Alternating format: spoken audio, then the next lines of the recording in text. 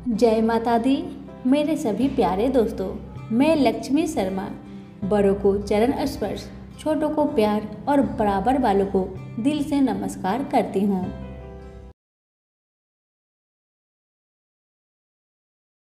आज सुनिए सभी मनोकामना को पूर्ण करने वाली 5 देवी माताओं की कथा। तो सभी प्रेम से बोलिए इंद्राणी माता की जय। देवी इंद्राणी सप्त मातृका, सप्त दिव्य माताओं में से एक है। उनके कई नाम हैं, पर इंद्र की पत्नी होने के कारण वह इंद्राणी नाम से जानी जाती है। कहते हैं कि स्वयं इंद्र भगवान ने उन्हें अमर तत्व का वरदान दिया था।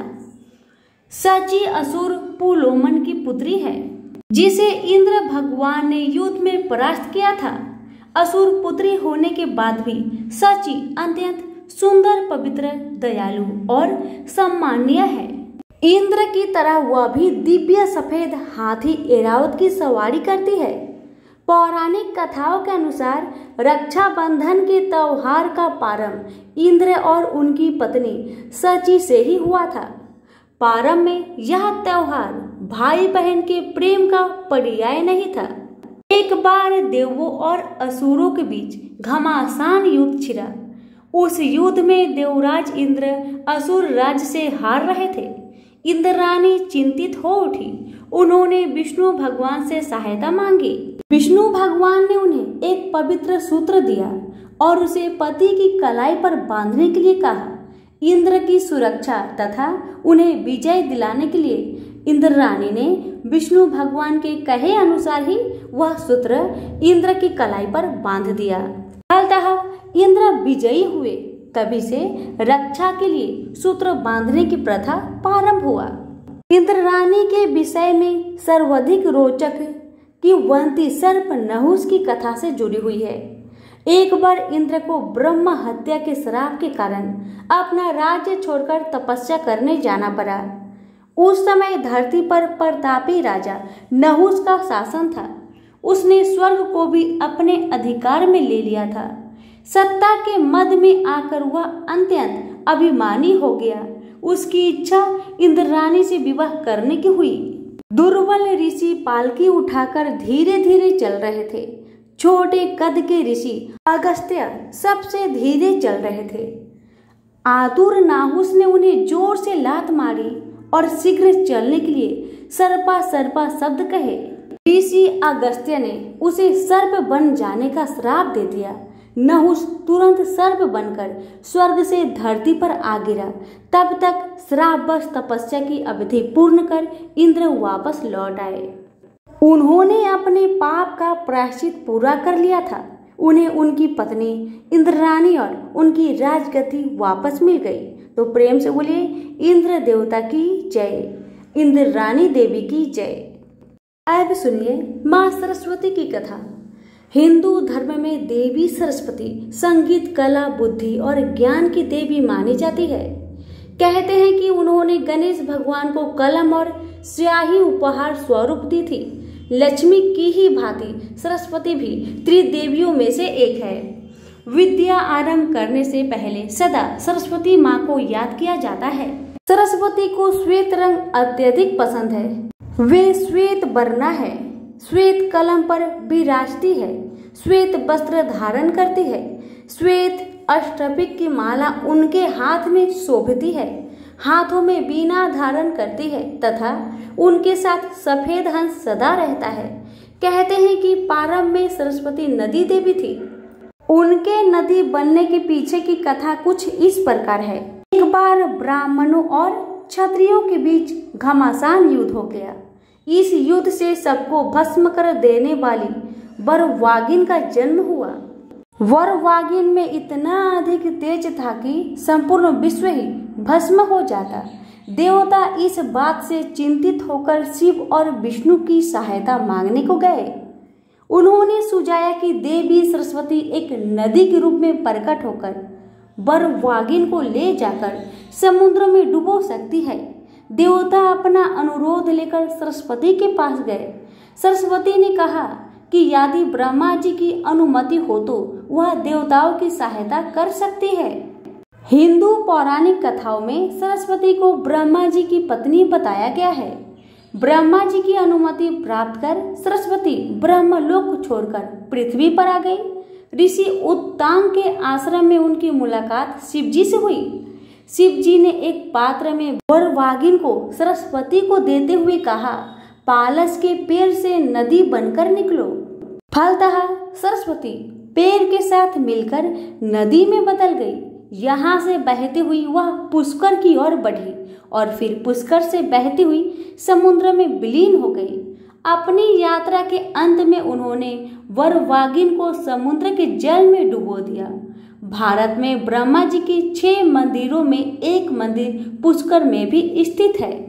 बसंत पंचमी सरस्वती की पूजा का प्रसिद्ध त्योहार है, जिसे सरस्वती पूजा भी कहा जाता है। यह त्योहार बसंत ऋतु में आता है।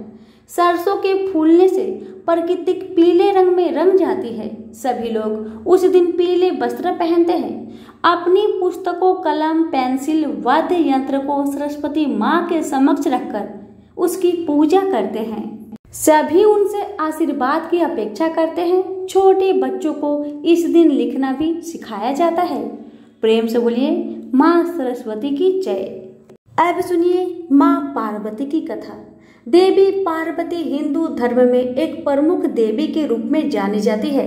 वह आदि पराशक्ति की साकार रूप है। उन्हें उमा, गौरी आदि अन्य नामों से भी जाना जाता है। उनके कई गुण, रूप और पहलू है। उनके प्रत्येक पहलू को एक अलग नाम से व्यक्त किया जाता है। लक्ष्मी और सरस्वती के साथ वह त्रिदेवी कहलाती है।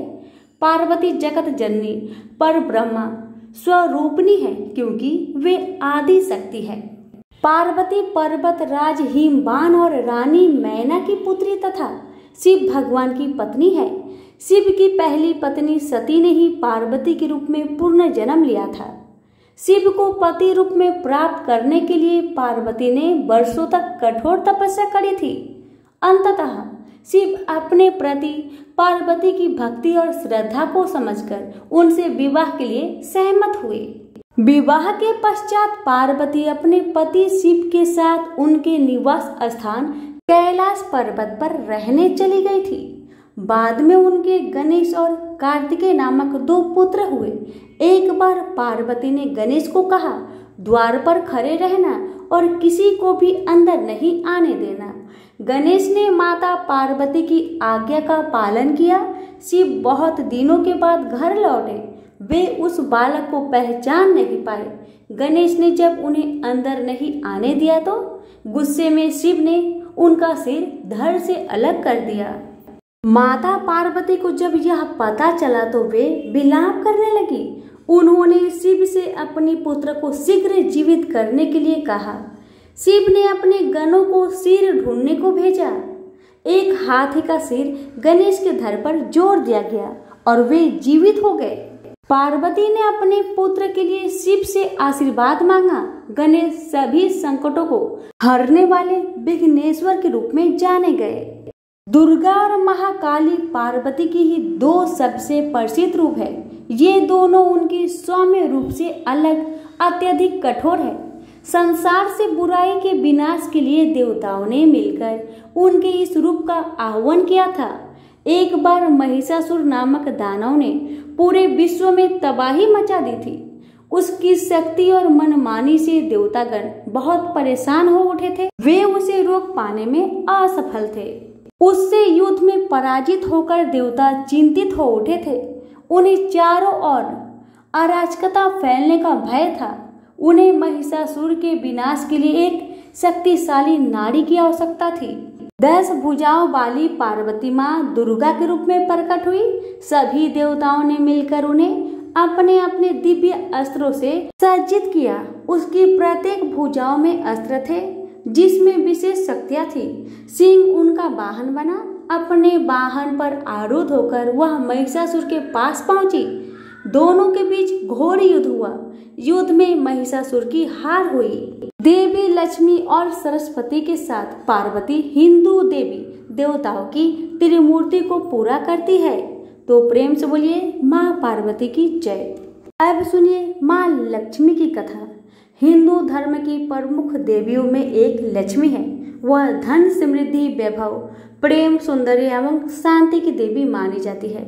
पार्वती और सरस्वती के साथ लक्ष्मी त्रिदेवियों में एक है। स्वर्णिम रंग की लक्ष्मी प्राय लाल रंग की साड़ी पहनती है, जिसके किनारे सुनहरे होते हैं। वह कमल के आसन पर विराजती है तथा उल्लू उनका वाहन है। वह अपने चारों हाथों में से एक हाथों से स्वर्ण मुद्राएं बहाती हुई भी दिखाई देती है। जब वह हथनी के साथ होती है तब गजलक्ष्मी कहलाती है। लक्ष्मी से संबंधित कई कथाएं प्रचलित है। ऐसा विश्वास है कि ब्रह्मा जी सृष्टि में प्राकृतिक और जीव की रचना के लिए कठोर साधना कर रहे थे, तभी लक्ष्मी की उत्पत्ति हुई। लक्ष्मी की प्रतिभा और गुणों को देखकर देवताओं को बहुत ईर्ष्या हुई। उन्होंने वे सारी शक्तियों और प्रतिभा लक्ष्मी जी से बलपूर्वक लेनी चाहिए। ब्रह्मा जी ने बीच बचाव किया और हिंसा की जगह उन्होंने लक्ष्मी से अनुमति लेने के लिए कहा। देवता लक्ष्मी के पास गए। उन्होंने लक्ष्मी से विभिन्न शक्तियों की याचना करी। लक्ष्मी ने प्रसन्नता पूर्वक अपनी शक्तियां उन्हें दे दी। प्रख्यात कथाओं में से एक कथा ये भी है कि ऐसा माना जाता है कि एक समय देवता और दानव दोनों ही नश्वर थे। दोनों ही अमर होना चाहते थे। अपनी इस इच्छा की पूर्ति के लिए वे दोनों विष्णु भगवान के पास सहायता मांगने गए। विष्णु भगवान ने उन्हें अमर तत्व प्रदान करने वाले अमृत को प्राप्त करने के लिए क्षीर सागर के मंथन की सलाह दी। विष्णु भगवान ने उन्हें सलाह दी कि वे क्षीर सागर का एक साथ मंथन करें, जिससे मंदार पर्वत एक मंथन के रूप में हो। उन्होंने महान विष उगलने वाले सर्पराज वासुकी को रस्सी के रूप में इस्तेमाल किया। समुद्र मंथन शुरू हुआ। एक और देवता थे, दूसरी ओर दानव। स्वयं विष्णु भगवान ने कुम्भ अवतार लिया। मंदार पर्वत का संतुलन बनाए रखने के लिए मंदार पर्वत को कूर्म की पीठ पर रखा गया। समुद्र मंथन के समय कई दिव्य वस्तुएं बाहर निकली। उसी में से लक्ष्मी भी प्रकट हुई थी। लक्ष्मी देव या दानव किसी को भी चुनने के लिए स्वतंत्र थी। उन्होंने देवों को चुना और उनमें भी विष्णु भगवान का चयन किया। लक्ष्मी विष्णु भगवान की पत्नी है। जब जब विष्णु भगवान ने धरती पर अवतार लिया तब तब लक्ष्मी ने पत्नी रूप में आकर उनका साथ दिया। वह राम की पत्नी सीता के रूप में और कृष्ण की पत्नी रुक्मणी के रूप में भी आई। तो प्रेम से बोलिए लक्ष्मी माता की जय। अब सुनिए माँ दुर्गा की कथा। बहुत समय पहले की बात है। महिष नामक एक क्रूर और निर्दयी असुर था। उसने कई लड़ाइयाँ की और फिर धरती का राजा बन गया।